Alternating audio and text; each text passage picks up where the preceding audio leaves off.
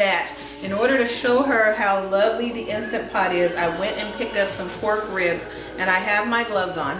And we're going to first remove the membrane that's on the back. So I need to first get a good grip on that. Take this napkin and just, it helps you pull it a lot better there. Ooh, Lord.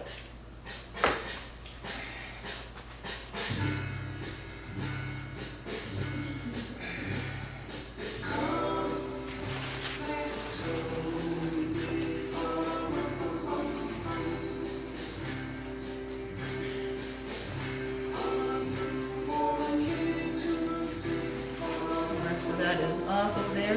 So I have removed the membrane. Looks like there's a little piece of something. There we go. So this is going to allow the ribs to become even more tender while they're cooking. My mom eats pork. I don't. But when I did eat ribs, I used to love some tender ribs. So looks like it's all gone. Yep. So that membrane is gone.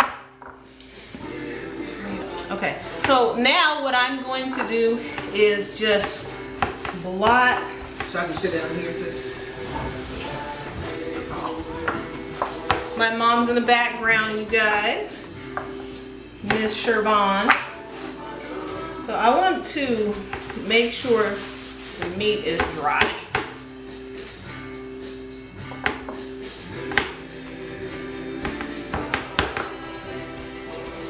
Just blotting dry here, just getting it dry on all sides.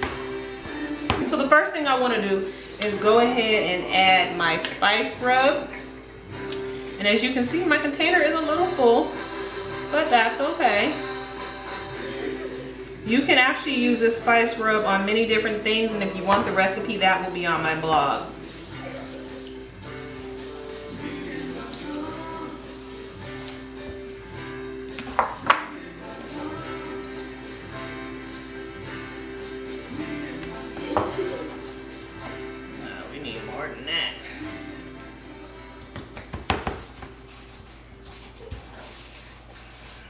You don't have to marinate it for a while.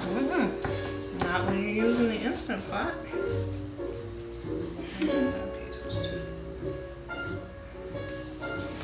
Ooh. You guys will like this rub recipe, I guarantee you. You can use it on chicken, you can use it on beef, anything that you want. Alright, so now that we have our rub on there, what I need to do is go ahead and heat up our pot. So I'll go ahead, set this to the side, and we'll bring the pot on for you.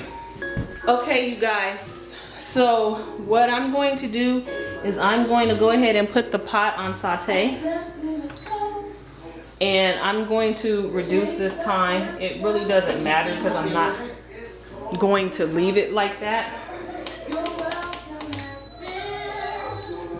So this is a mix of 1 cup apple juice, 1 cup of apple cider vinegar, and about 1/8 cup of mesquite smoke. And we're going to go ahead and saute that and let that get hot.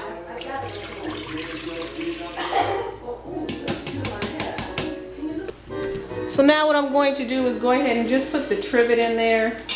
Instead of having them up and cutting them in half, I'm just going to take them just like this and sit them upward. And these ones aren't very big ribs, so you don't really have to worry as much. And I'll go ahead and show you guys what that looks like. So this is how these are sitting in. See that? So if you have more than 1 rack of ribs, you can put in probably, well, of course some bigger ones, but 2, maybe even 3, but definitely 2. We're going to go ahead and put the lid on. So my mom has the Lux, 6-quart Lux. So hers is a little different. So it's in the venting position right now, and I'm not going to worry about that just yet. It's in the unlock open position. I'm going to turn, and now that's closed. So it's off. I need to now switch this over into the sealing position. On her pot, it's directly in the middle. And then over here to the right and over here to the left is where we have venting. I'm not sure why she's able to vent on both sides, but hey. So what I want to do now is go ahead, and it's already off. So I want to hit manual, and I'm going to go in on this for you guys so you can see that. Let's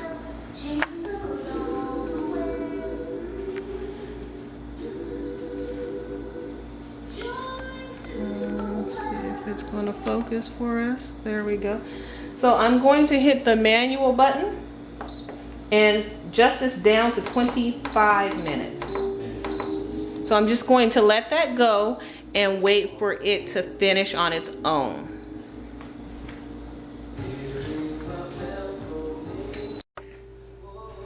Okay, you guys, so it looks as though we are now in our 3 minutes within our 15-minute natural pressure release.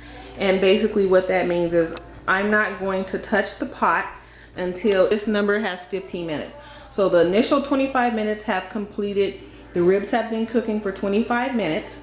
So now I'm letting the pressure release naturally. Okay, everybody, so it's Christmas and we're trying to get some things set up. So what I'm going to do is put this in the venting position because it's 17 minutes past and all the steam is gone, so nothing to worry about. We can open. Oh my. My mom thinks this is hilarious, you guys. But let me go ahead and show you guys what we're looking at here. Look at that. So let's go ahead and take these out, and I'm going to put them on a foil sheet.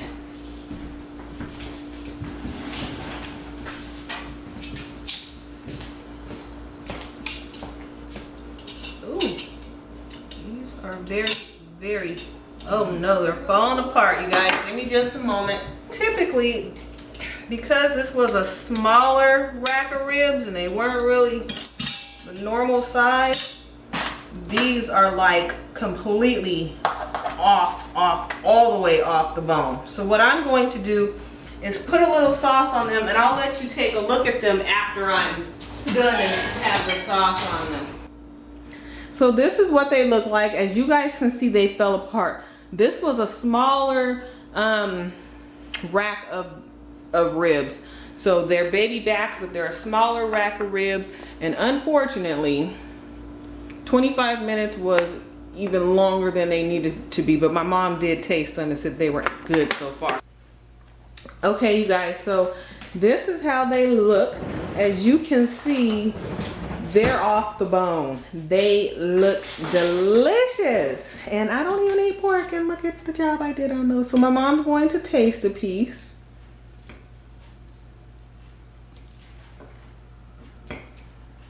Oh my.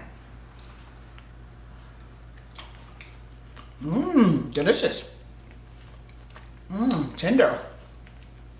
Like those? Mm-hmm, those are good. Very, very good. Well, it looks like job well done. Mm-hmm. Make sure you guys rate and subscribe. Give me those thumbs up.